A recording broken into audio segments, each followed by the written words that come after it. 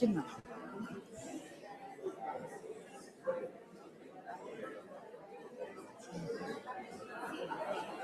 Bienvenidas y bienvenidos al primer Congreso Internacional Interdisciplinario sobre Vejez y Envejecimiento. A continuación daremos inicio a la primera conferencia magistral impartida por la doctora Ursula Lehr para cada uno de nosotros. Les pedimos sean amables y guardar silencio y ocupar sus lugares.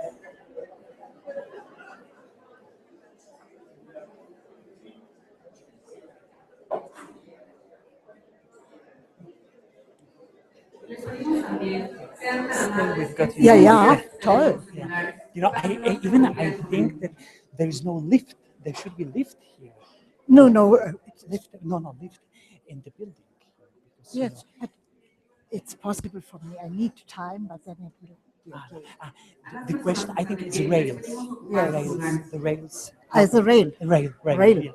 Yes, I see. Yes, yeah. No railings or no rail. Rail. Okay, fine.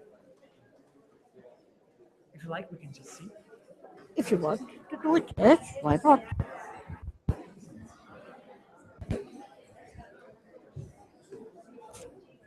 Muy buenos días. Damos la más cordial bienvenida a la doctora Ursula Lehr, quien será nuestra primera conferencista. Y les pido, por favor, guardar silencio. Muy buenos días. Es un honor para nosotros, la Universidad Nacional Autónoma de México, que esta mañana nos acompañe la doctora Ursula Lehr. Will be given by Ursula Lehr. I don't know if I should present her because she's a very well-known researcher on aging, not only a distinguished researcher but also public policy maker. But we don't just mention her achievements. Two achievements: she's a professor of Bonn University and also Heidelberg University, also gerontology and founding director of the Institute of Gerontology of the University of Heidelberg. During the time of the Bundeskanzler was Helmut Kohl, she was a federal minister of Youth, Family, Women and Health. It was in between 1988 and 1991. She was also member of the German Parliament, and from 1995, founding director and scientific director of the German Center for Research on Aging at the University of Heidelberg. And nowadays, she's president of the German National Association of Senior Citizens organization, the acronym DAXO. Okay.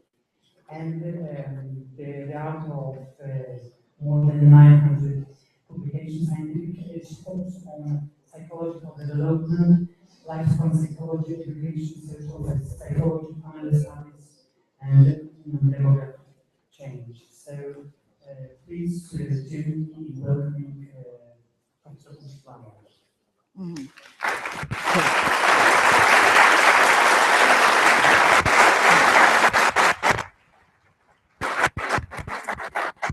Good morning all together.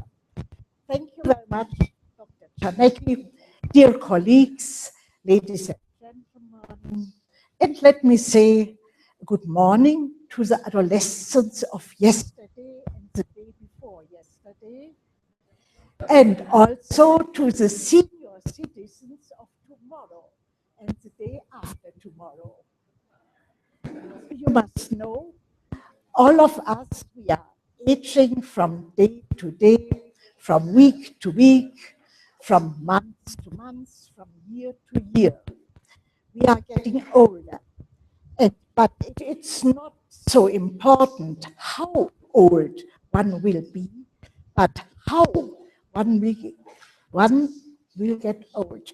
It's not only important to add life to years, but it's important to, it's not only important to add years to life, but it's important to add life to years. We are living in an aging world. That means more and more people are getting older and older. I will give my paper in 4 different points. The first one, the aging world, demographic facts. Let me see what happened during the next time. Population aging and urbanization are the global trends of the 21st century. In the year 2007, over half of the population lives in cities, and 2030, about more than 60% of the population will live in great cities. Both trends are occurring at a faster rate in developing countries. But you'll see the world population is growing more and more. The blue one is in the year 2000, and the red one will be 2050. The global world population is growing, but Europe is expected to decrease dramatically. Europe will become the oldest continent of the world. Something wrong? Okay, thank you. Europe will become the oldest continent of the world due to a continuous rise in mean life expectancy and a decreasing birth rate. You see here the 5 regions of the world, and the first 3, this is Europe, the yellow color is the year 2000, the red one 2025, and the blue one in the year 2050. And you see the first one, Europe, is decreasing. But Africa, with all the problems of this country, will increase. Asia, the third column, is increasing very, very much. Latin America is increasing too, and North America the same. Here we have also very exactly the population growth, and you see, look on the right side behind me, Germany, the population is decreasing from today about 82 million inhabitants to about 70 million in the year 2050. But Mexico, at the same time, will have more and more population, from now about 98 to then 147 million. You see the different development of the countries. Here you see, very interesting, the population of the world age 65 and over. The blue color, this is these countries where today the population 65 and over is more than 20%. This is in the year 2000. And here, this is in the year 2050. 2050, you see nearly all the countries of the world, without Africa, has a population 65 and over, 20% and more. Only just a few. These are, you know, Germany has Europe, the United Europe has 27 states, and you see in all the states the development between the year 1950, 2000 and 2050. This may be more interesting for you. The percentage of people 60 years and older in Mexico. Here you can compare the time 1970 to 2050. And you see in this moment, I hope you can read it, you have 8.7% people 60 years and older in Mexico, and you will get 27% and older in Mexico in the year 2050. But not only the percentage of the people 60 and over is increasing, also the percentage of people 80 and over. This is also the 27 states of the United Europe, and you see the rapid increase of the group 80 years and over. Here it's clear, the right one, the group 80 and over, this one 60 and over, and you see what happened now in Mexico. The percentage of people 80 and over now is only nearly 1%, but in the year 2020, that's very soon, it will be nearly 2%, 1.8, and in the year 2050, it will be 4.6%, 80 years and over.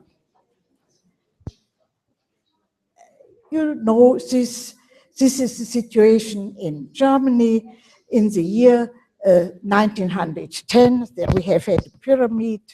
Then then the year 2010, and the year 2040. More interesting for you, this is the pyramid of Mexico. And here you have all the pictures, and you see how the pyramid will be more or less a mushroom, say the American people. The life expectancy in Germany has doubled during the last 140 years, and now the average life expectancy of a male, of a boy born, is 77.9, let me say 78 years, and of a newborn girl is nearly 83 years. Life expectancy in Mexico is growing very much too. You see, in the year 2013, it was 71 years for a newborn boy and 77 years for a newborn girl. But also, the number of people which are centenarians, which are 100 years and older, is growing more and more. Here you see, very interesting, the people of Germany who celebrated the 100th birthday. And you see the increase.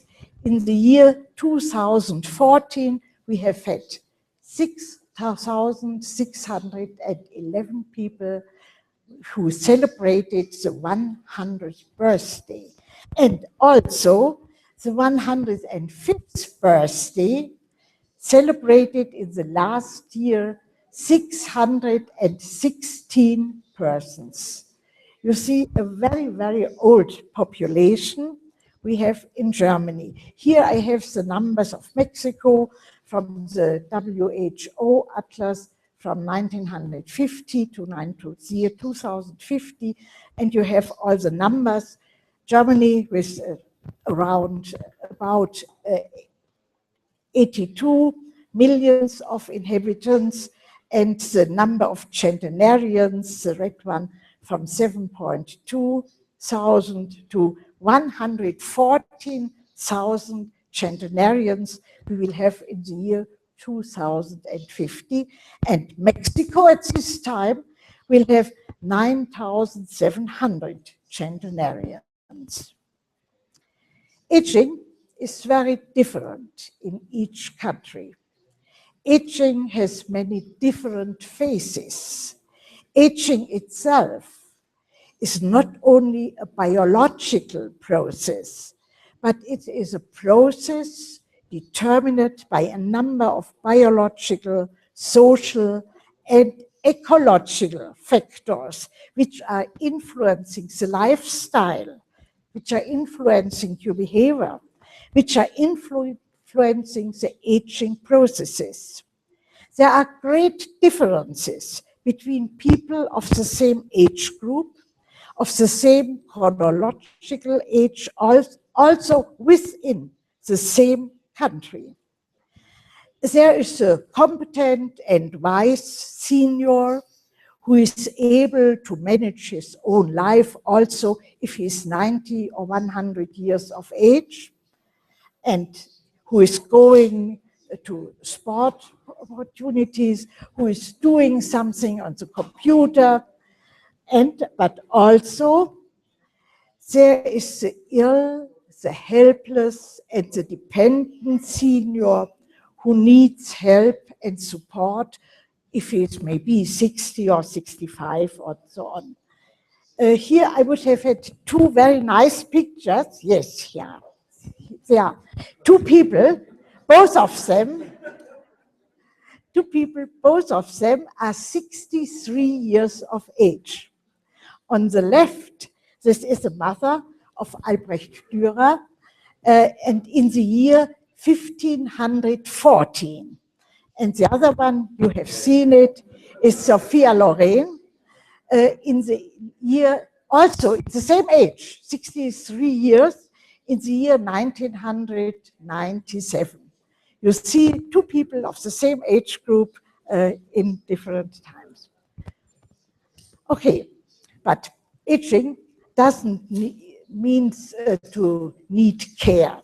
The percentage of competent older people who are independent, that's the blue color, is very high. And the percentage of people who need home care, the green color, and who are living in homes for the aged in Germany, this is a red color. And you see the blue color in the age group that's there, in the age group 80 to 85. So more than 80% are competent and are able to manage their daily life. In the age group in the middle, between 85 and 90 years, these are 62%. And in the age group 90 and over, we have 40% of people who don't need care, who are able to manage the daily life. Here, the same, once again, seen from the point of permanent care in different age groups.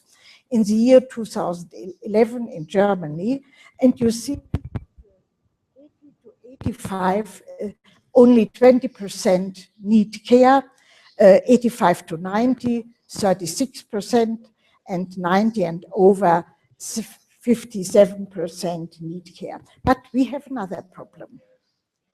The problem of dementia. The percentage of people with cognitive impairments is increasing from age group to age group. And in the age group 90 plus, there we have more than 33% which have cognitive impairment. But when we are discussing problems of care, we have to know that most elderly people enjoy a reasonable good health and are within their limitations, which are given, capable of a productive activities, of a productive life. Much more attention should be paid to prevention. The individual and the society has to do everything possible to prolong the period of active, healthy life. And mobility is the main prerequisite of staying active. Before I discuss this point, I have to look for the demographic change. Another point, I told you, we have more and more older and older people, but women are more and more childless. You see, this is the situation in Germany, it's different from the Mexican situation. The left one, women born 1950, that means women which are now 65 years and older, they're only 11% were childless. But 10 years later, women which today are 55, they are 21% don't have children. And the younger group, 1/3 of the women never will have had children. And this is the situation which makes clear what means demographic change. And now it's a little bit difficult, but I don't have a pointer, but I hope it will be. Here we compare 3 different countries in the European Union, in Europe, because, yeah, you see the red color, this is, let me see, the red color is, Austria, yes. Austria, the red, Germany, the green color, and Switzerland, the blue color. All these 3 countries are very similar. What is interesting, in the year 1880, one person, 75 years and older, was confronted with 79, 88, and 78 younger persons, younger than 70 years. In the year 1920-25, one person, 75 and older, was confronted with more than 60 younger peoples. And now you see the trend, and the next picture is more interesting or makes it clear. This is the situation in Germany you have seen, which is very similar in Austria and Switzerland. One person, 75 years and older in relation to younger persons in Germany.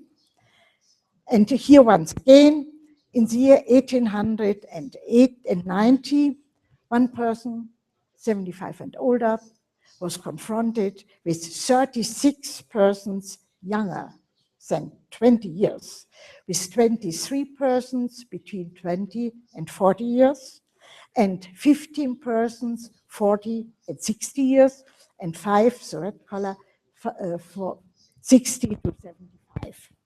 At 1925, the second column, there one person, 75, confronted with 67. The third one, 1950, one person, 75 years and older, confronted with 35 persons. Today, in Germany, one person, 75 and older, is confronted only with 9.8 persons, less than 10 persons. But it's a time when our persons, which are now 50 years old, will become 75. So it means in the year 2040, here, then one person, 75 years and older, will be confronted only with 4.4 persons which are younger than 75. Can you imagine it? 175 and older, only 4.4 which are younger than 75. Only 0.8 in the age group beyond 20 years. And 1.1, 20 to 40, and 40 to 60, 1.4. You see, this is the situation. This is a demographic change. You can't imagine. Okay, and so we have to do everything. I have said aging has many phases.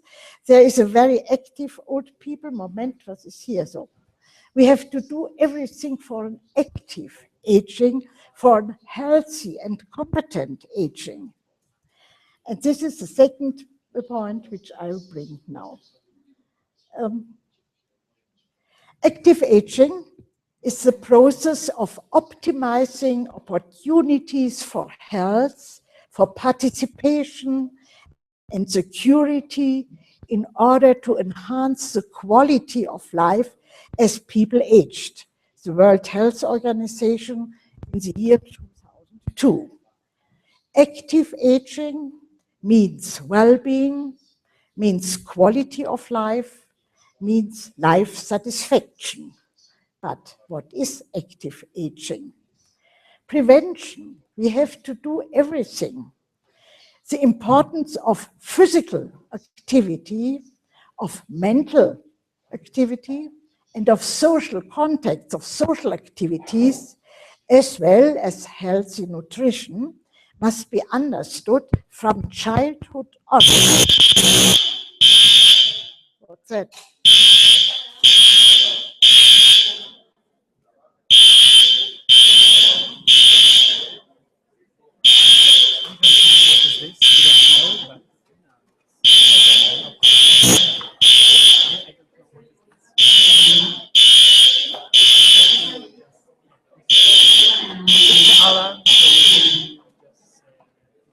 Ja, ich weiß.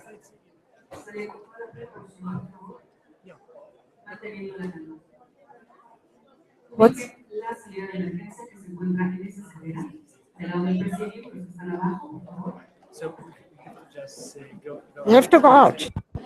Compañeros, no tiene por qué preocuparse. Tranquilos, tranquilos, tranquilos. Es que está sobrecargada el auditorio. Entonces, obviamente, tenemos que desalojar porque está sobrecargado el auditorio. Ustedes sienten el calor, ¿cierto? Entonces, tranquilos, tenemos que desalojar. Ahorita que ya se salieron todos, pues tenemos que tener conciencia de que esto tiene una capacidad. Entonces, por mucho que quieran entrar, hay un límite. No podemos sobreponernos. Entonces, tenemos opciones de salir tranquilamente, o quedarnos tranquilamente. Pero con conciencia de que la temperatura es alta, está elevada y no temperature is high here, so this is automatic building because the temperature is very high. Can you believe it? It's yeah, this is very interesting that we don't have. It's a very not friendly building for age people, but very sensitive building for Yeah. things like I see. temperature. I see.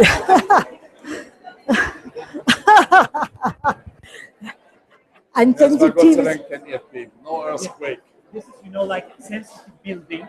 So You right? Look, this I bought this for you a long time ago when I started to work with old Yes. people.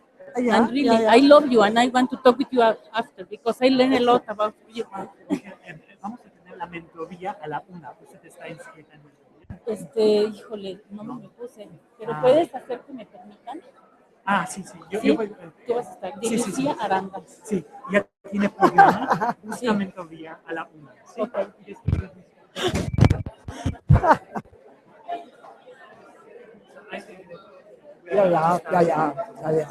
Ja. Erklären Sie. Do you say why this happened? No, not for me, for the people. No. It was already explained. She explained, the Dr. Montera, Maria Montera, just already explained that this is, sensitive building. Yeah, okay.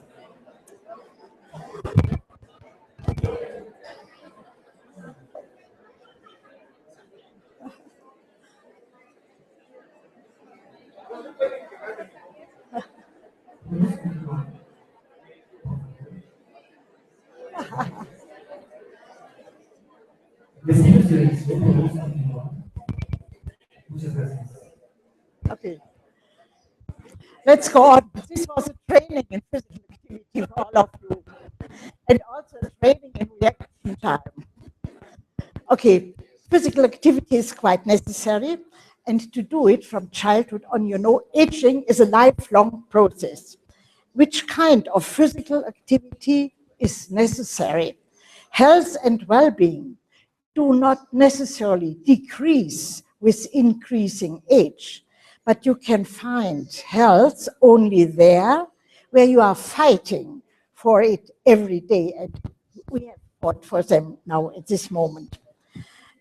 Physical activity is a prerequisite for healthy aging because age-determinate physical changes, such as functional impairment of the organs, changes in the motor systems and muscular systems, as well as changes in the respiratory organs, are similar to the effect of lack of exercise. The young, physical inactive individual seems to be old, just as the old but active individual seems to be young. There are many, many studies which confirm that sports, physical activity are correlated with healthy aging.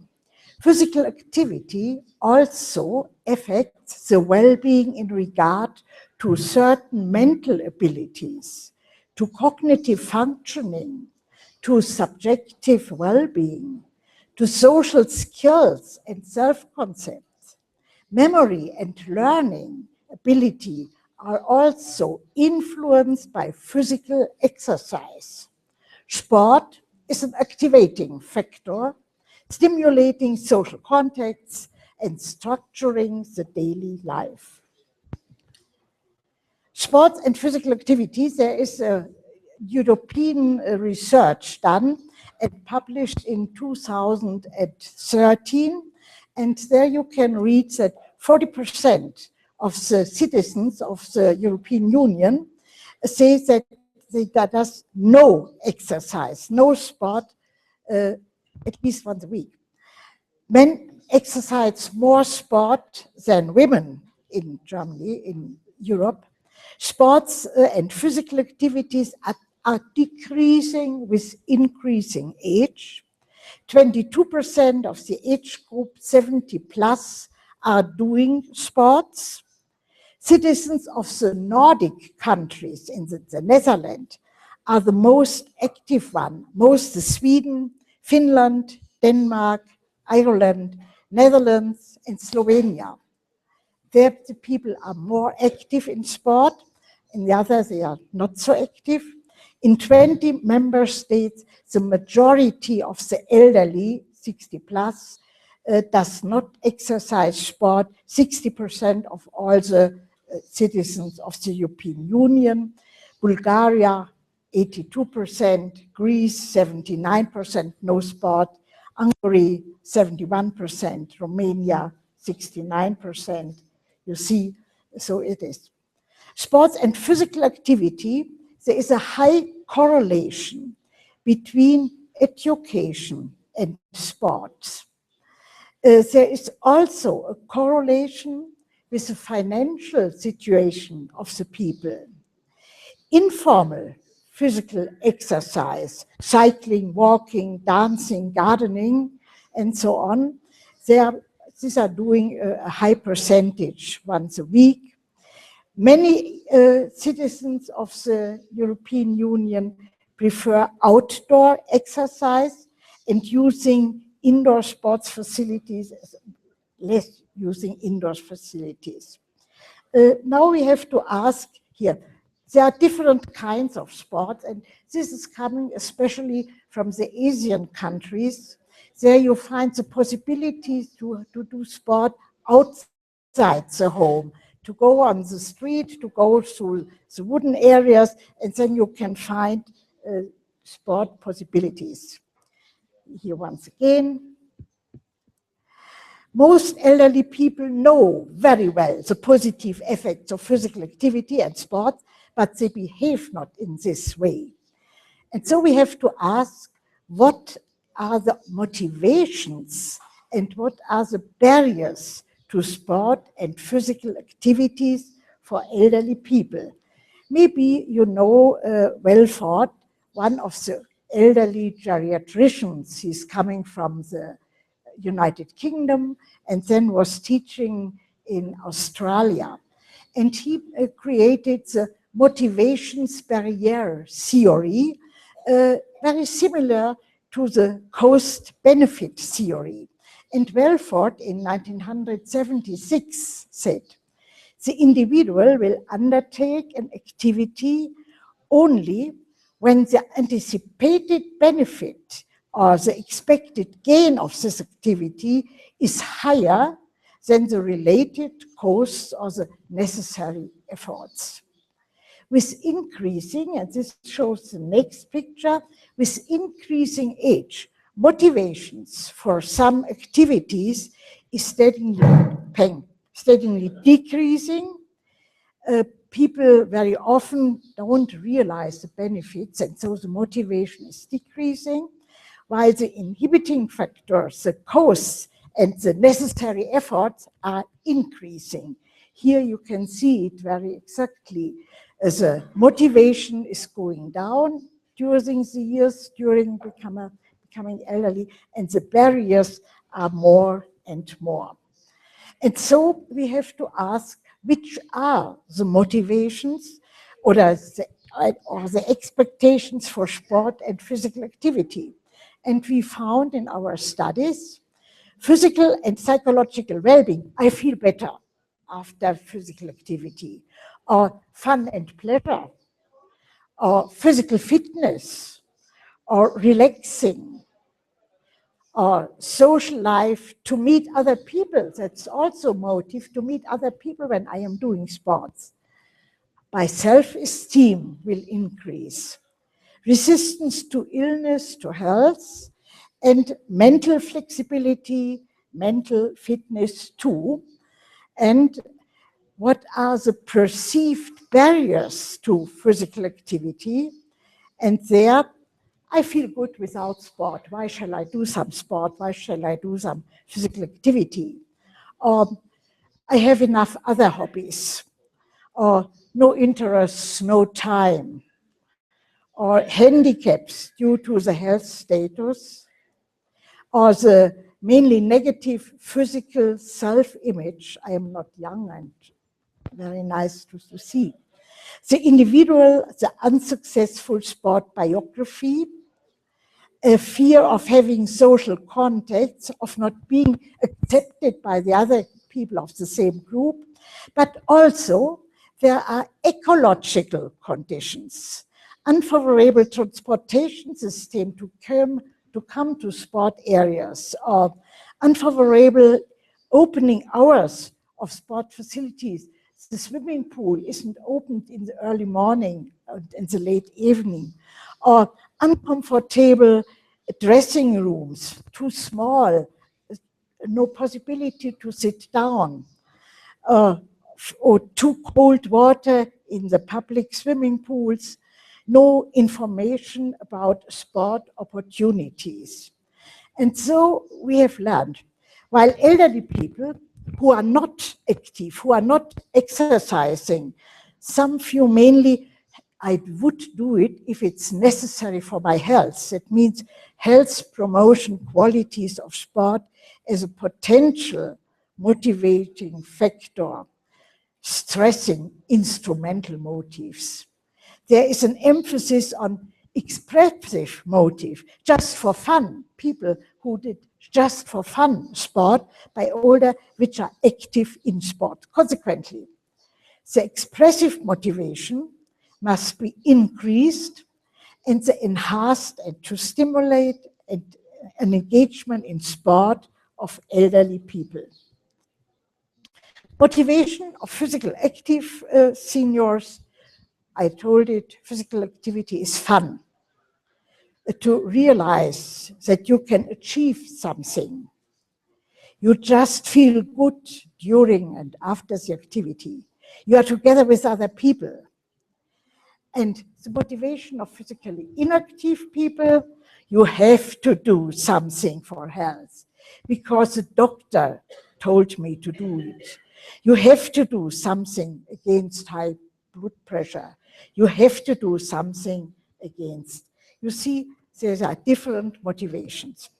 And now I'll come to point 3, mental and social activity, a prerequisite for healthy aging.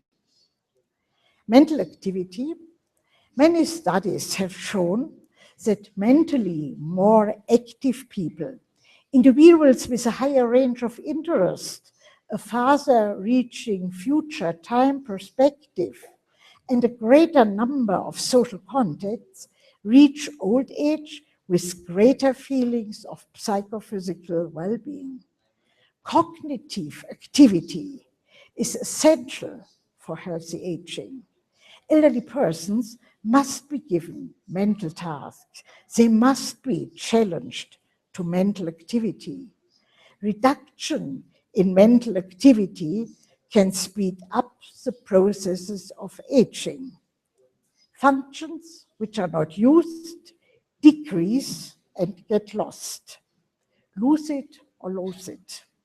And so, many times ago, Riley and Riley in the year 1982 have shown in former times, this is the left side, yes, in former times, in young age, you have the education.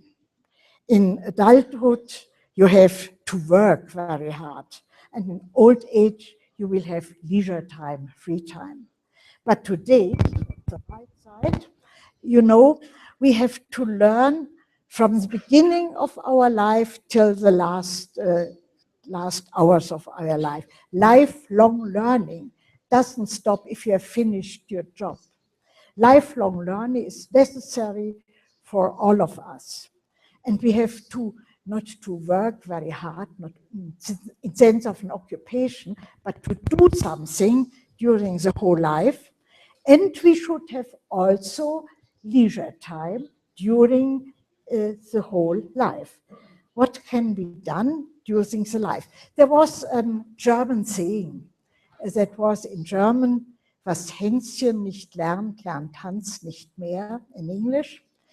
What the young Hans doesn't learn, the older Hans will not learn anymore.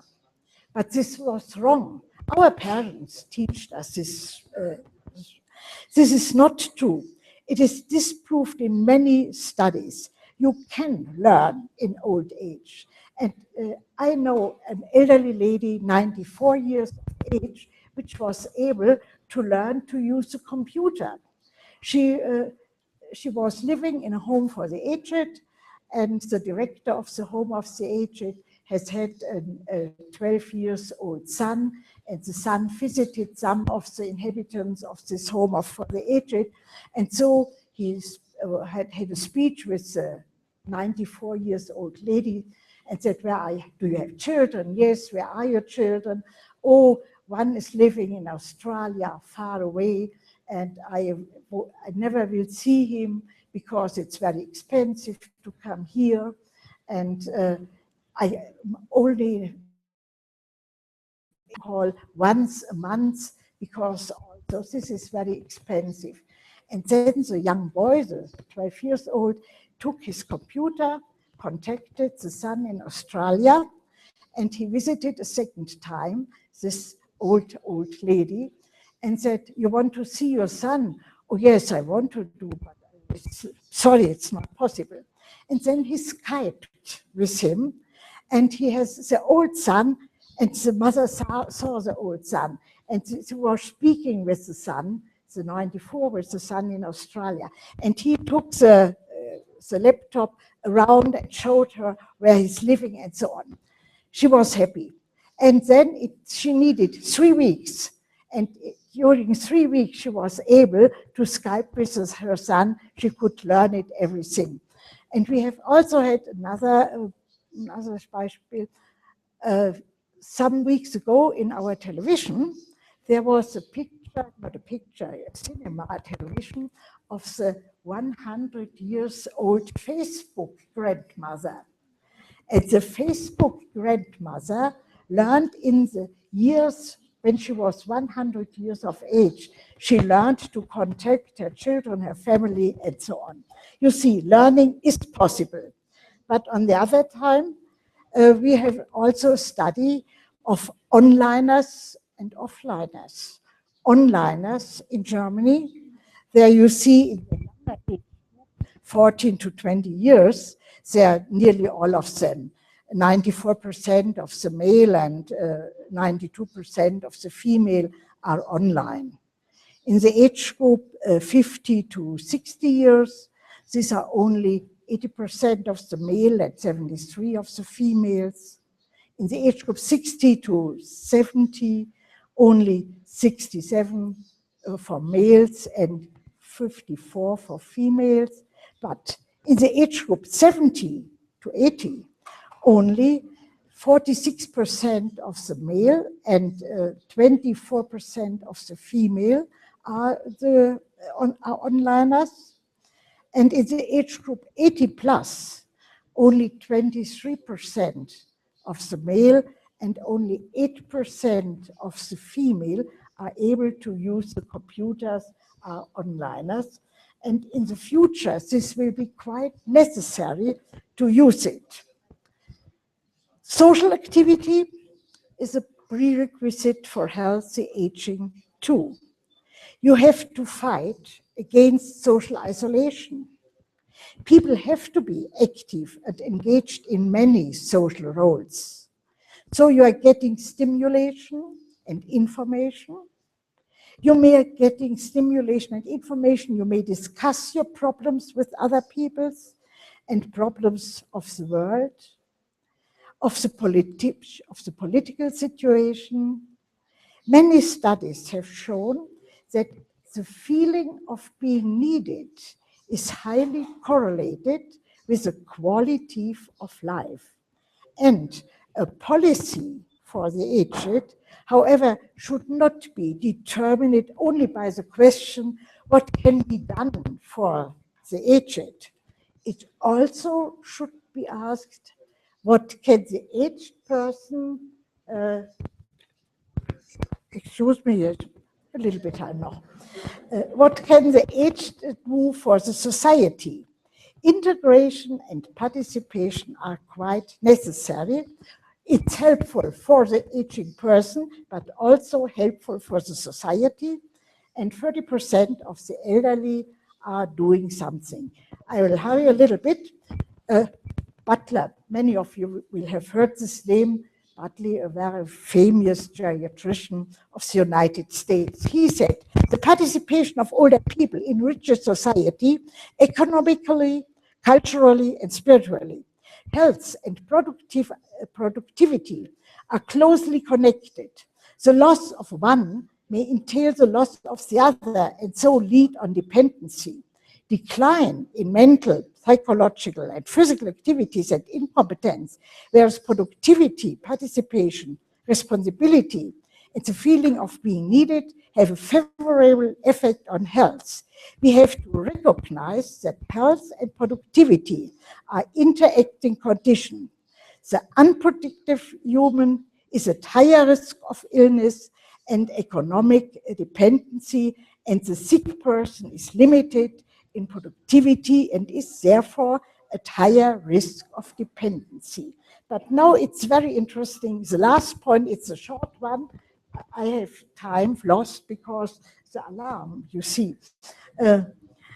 Active aging is a challenge for communities. Possible barriers of activities for elderly persons are given. We are an aging society, and age-friendly cities needs age-friendly rooms. And I must tell you, this room is not age-friendly. Aging does not necessarily mean a decline of skills and abilities. The aging process can be influenced by the person, I have told it to you, by an active lifestyle, but also by promoting age-friendly living environments, which allows safety mobility for walking, for cycling, using the car, barrier-free buildings and streets, secure neighborhoods, enhance the mobility, and enhance the independence of elderly peoples, but also of peoples of all age groups. Do you remember the moment? So, yeah, do you remember this picture? If you have a society like in Germany, where in the near future, one person, 75 and older, is compared only with 4.4 younger people than younger than 75, then you have to change the environment. And so we know, I have told you, 75 years person doesn't need care, but sometimes they have some kinds of reduction. Mobility, fine motor skills, sensory functions, vision problems, changes in color vision, limitations of the hearing system, sensitivity, restrictions regarding strength and endurance. And so we need a preventive environment. On the one hand, barriers need to be recognized and removed. On the other hand, the living environment needs to be arranged in a way that motivate physical, mental, and social activities. The Vienna Conference, 1982, the Madrid World Conference on Aging in 2002, and the Lyon Conference in the year 2007 on problems of aging. Also, they discussed the image of the elderly person, their competences, their potentials, the human capital, but also their problems and the necessity to adapt the environment to this growing group of the elderly. And the WHO created a model program on age-friendly cities.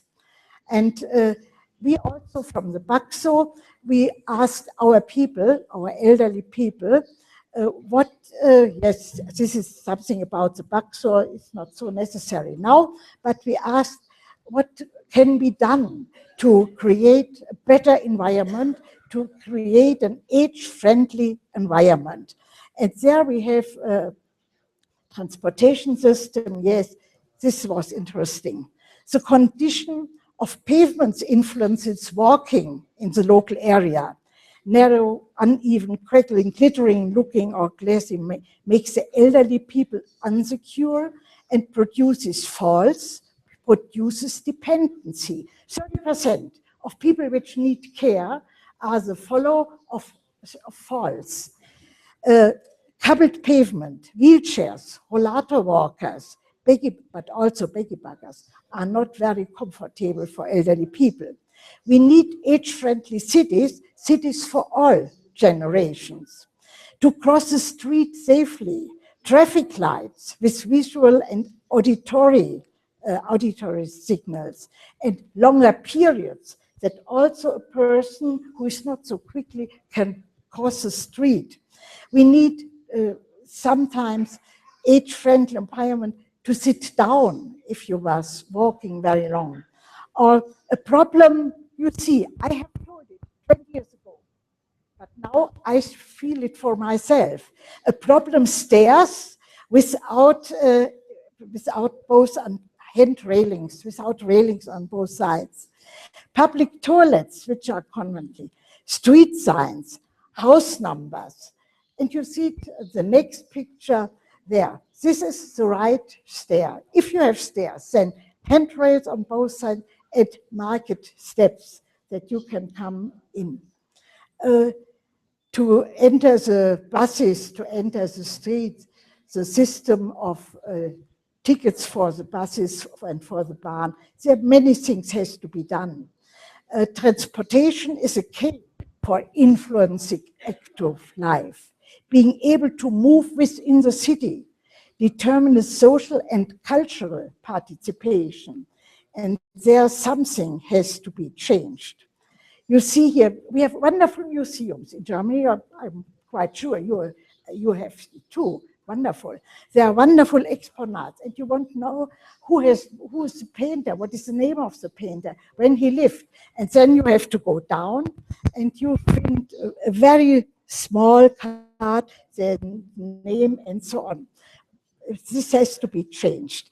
A moment. Challenges in the aging world is teaching the people to do everything for a healthy and competent aging. But the responsible persons in the community for city planning have to realize this change. They have to adjust the buildings, the streets, the traffic. The architects have to do it too. to create an environment and transportation system which are acceptable and human also for elderly is a challenge of our time. I have told it to you. Also, if you go shopping, you have to see what can be done. We have a so-called Age Explorer or Age Simulator. And there you have whites in the arms and so on. And everything must be that also cis people will be able to do it. Here you see, very difficult to get something to eat for every day, to manage it, to open it, or to open the schmuck, the treasures and so on.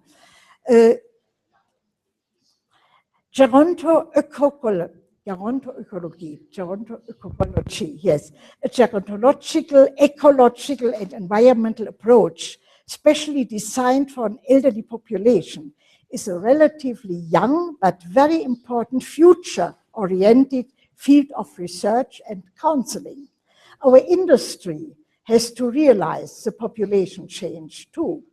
Easier handling of ticket machines, light switch, armatures, telephone, keyboards, the cap of jars and bottles, video players must become easier to handle. Mobile phones should be more legible. Gerontologists and geriatricians, designer and marketing psychologists are demanded to give advice to make products in such a way that the elderly can deal with them and handle it. Politicians, city councillors, and scientists of all disciplines and faculties, administrators and practitioners have to discuss the question of population change, the question of an aging society, how to get longevity combined with a state of psychophysical well-being. I stopped, but I have, we should be 11:10. Yeah, but we have 1 minute. What? No problem, you say? Okay, but I have finished sowieso. Longevity, a challenge for healthy aging. A policy for the elderly has to be more than just a policy for a pension system and a policy for care. And in most countries, it's only this policy. The policy for the elderly has to include the aspect of optimized development of the individual, preventive behavior, healthy lifestyle, and rehabilitation, to create an age-friendly environment, and to create age-friendly products. A policy for senior citizens, maintaining and increasing the competence of the elderly in order to prevent dependency, to secure a healthy aging with a high degree of quality, to secure participation in the society, and to promote the understanding between the generations, which requires the participation of all generations, partly by integrative senior citizens in politics and policy decision making. Old age, nearly the last, longevity shouldn't be seen as a problem, but as a chance and a challenge for everyone, for the aging individual, for his or her family, and for our society. We should not only ask for the problems and the deficits of aging and old age. We have to ask for the resources, the new potentials of the age, also for the competences and potentials of the very old persons. We have to see the aged in the 21st century as human capital, and in this way, let's try to be optimistic that we are successful. The optimist is a person who turns a problem into a challenge that needs to be solved. The pessimist is a person who turns a challenge into a problem which makes feel him helpless. In this way, thank you for your attention.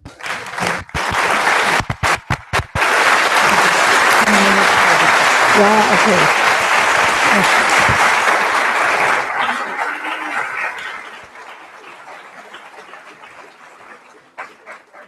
Muchas gracias, doctora. La exposición que nos compartió es sin duda muy interesante, pero también abre muchas discusiones. La doctora Lehr, después del contexto demográfico, hablaba sobre tres campos, también el envejecimiento activo y el envejecimiento del deporte, después de las actividades sociales y mentales, desafío para la comunidad, también para las políticas públicas. Tenemos 10 minutos para las preguntas. Empezamos sobre 2 o 3 preguntas de público. Aquí tenemos un micrófono. Por favor, que sean preguntas concretas. Tenemos solamente 10 minutos, por favor. Please help me. Yeah, yeah, I can do it, yeah.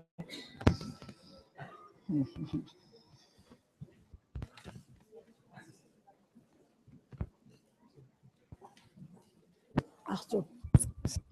I have, in this meantime, I have one question because it's so interesting, but what do you think of the mechanism of inclusion, the people, the poor people? Because in our region of Latin America and the Caribbean countries, the main problem is the huge inequalities. What are the mechanisms of social inclusion, especially of this group of people? I didn't, excuse me, I didn't exactly get the question. May I read it, or is it in Spanish? In Spanish, it's very difficult. Maybe you can read it in Spanish and you can translate it in German. No, the question is about the mechanism of the social inclusion. Yeah. Of the excluded group of poor people or people who do not have, all these facilities. Because the huge problem of Latin America and the Caribbean countries is huge inequalities. The mechanism of social inclusion. What are the I can tell you, I don't know if I got the question exactly, but I can tell you that the image of the elderly and the behavior of the elderly has changed enormously during the last 3 decades. Since 1980, there we have a change. Till 1980, the elderly person was a person who needs help, who needs care, a person who has to do nothing. And since the years about 80, 85, since this time, where the elderly person has a more and more positive image, and then the elderly is included also more and more in the society. It doesn't work everywhere, but it works on many fields. The elderly, now we have a retirement age of 65 plus 67, but we are fighting for the flexibility of retirement age. And many people are working because they like to work, not because they have to work to get money. They like to work in the 80s too. And we have seen that this person who were working in a high age, in the 75 plus, that they are more healthy, they are more active. But this is a correlation and not Ursache-Wirkung, and not cost, you see. Muchas gracias. Tenemos una pregunta del público. Por favor. Buenos días. Me gustaría saber la edad de tan brillante expositor. Para nosotros fue un inmenso placer escucharla. Das ist Spanisch.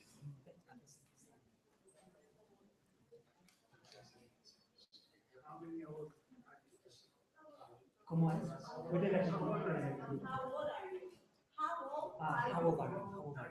How old I am?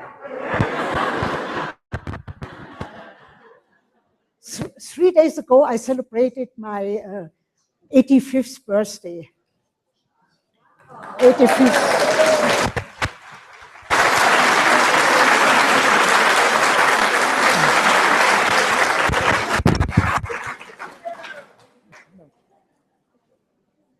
Una pregunta.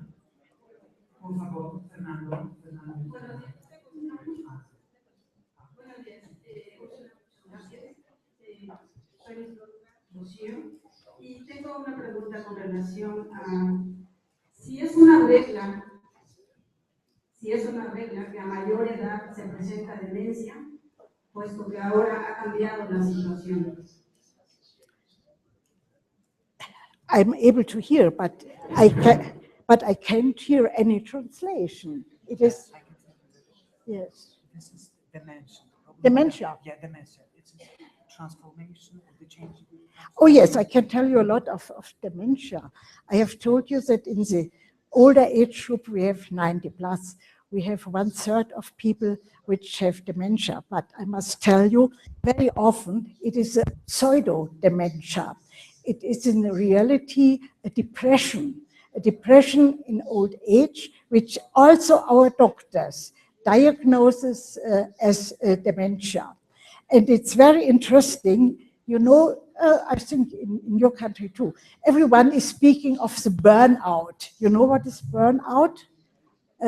No, you can translate it. Burnout means if a people is working and working and working and is, yeah, how translate it? And burn out, ausgebrannt sein. That's an English word, a burnout. But now they have shown we have also a bore out von boredom, Langeweile.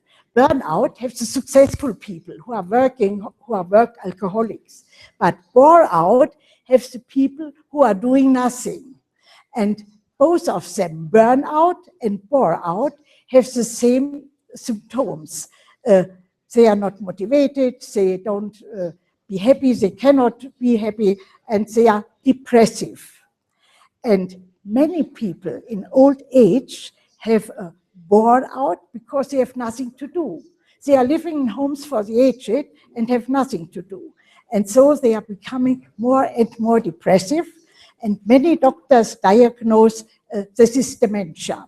But we know against a depression, you can do something. You can give therapy, you can give medical medicamente. Yeah. But if you have a dementia, you can't do.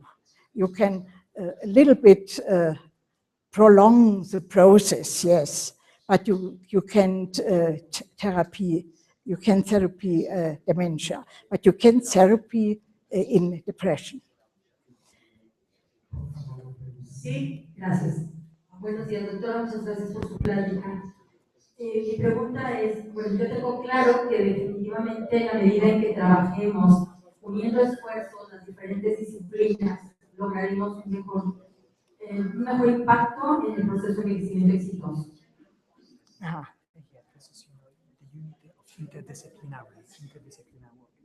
Yes.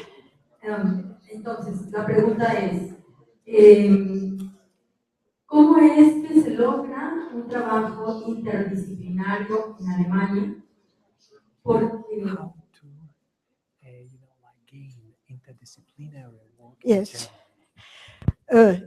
Gerontology is an interdisciplinary field. You know, we started of the German Society of Gerontology in the year 1967, and they're started by the medical doctors. But at the same time, were included the sociologists, in the same time were included the psychologists, and now are included the architects and the city planner, because it's quite necessary that all of them work together. And so gerontology is an interdisciplinary field of research, and also an interdisciplinary field of practical work, of adaptive. And it's necessary that our scientific knowing is brought to the practice. many practitioners have to learn something about the processes of aging. And the practitioners, this is something where the BAXO, no, I am retired since 12 years, a little bit more, yes. And so I am on a voluntary level the president of the German Association, a Federal Association of 111 different organizations of senior peoples. All our political parties have their own senior part of the parties. And the Catholic Church and the Protestant Church, they also have many groups where elderly persons are working together. Kolping, maybe you have heard of it, and women groups.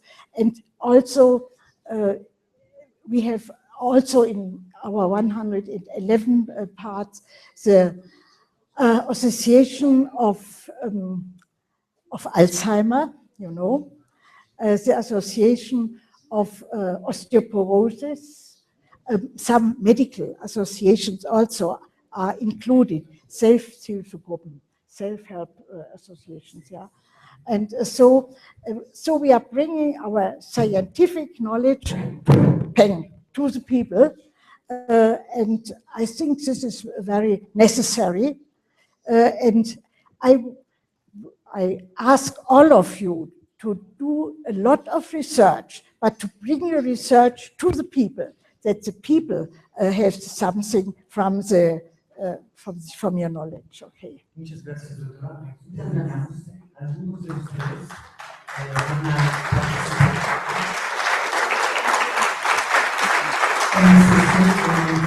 Muchas gracias a la última por la parte de la doctora Ursula.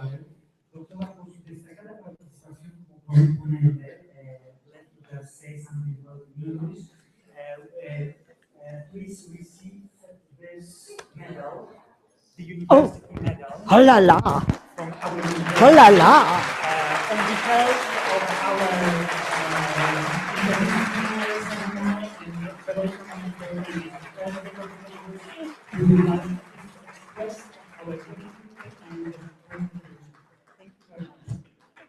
Wonderful. Ich habe die von Kaka auch mit.